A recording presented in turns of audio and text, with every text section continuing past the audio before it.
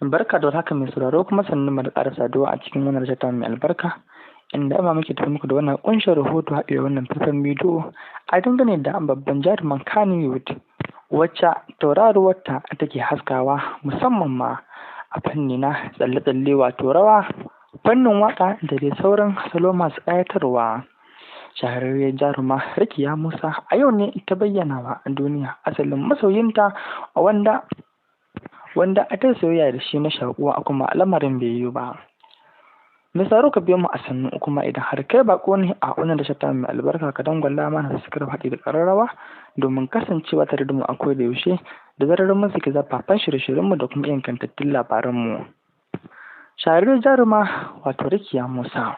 To a hirarsu da jaruma Hadiza Gaban ne take bayyana cewa akwai wanda suka sha soyayya da shi a cikin masana'antar Kannywood wato shi asalin masoyinta wanda daga shi ba za ta ƙara mararin sake soyayya da wani kamar yadda suka yi da shi ba.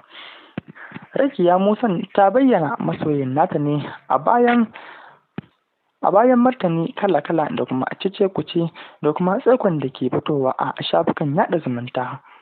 Tun bayan tattaunawar da suka yi da jaruma Hadiza Gaban a cikin wannan ƙayataccen shiri wato Gaban Rome. Misaro kadda ka manta kana tare ne da wannan rashin ta mai albarka mai suna Walmobis 24 TV kuma kar dai a manta da subscribe a like bisa wannan bidiyo namu. Jarumar Rakiya Musa ta fara bada tarihin ɗaukakar ta ne wato yadda tauraruwarta ta fara haskawa da shi wannan jarumin. Al'umma da dama sun fara ganin Rakiya Musa ne tare da jarumi Garzali Miko inda a wancan lokacin tsako mai kamar haka ya fara biyuwa baya inda jama'a suke ta ganin cewa jarumi Garzali Miko shine masoyar Rakiya Musa a sakamakon jituwa da ke tsakaninsu da kuma fahimtar juna da kuma yadda ake wayan ganin su har ma ake ganin cewa tauraruwar su a tare ta haska a tun bayan da kuma wasu al'umma suka santa da jarumi Hamisu Breaker.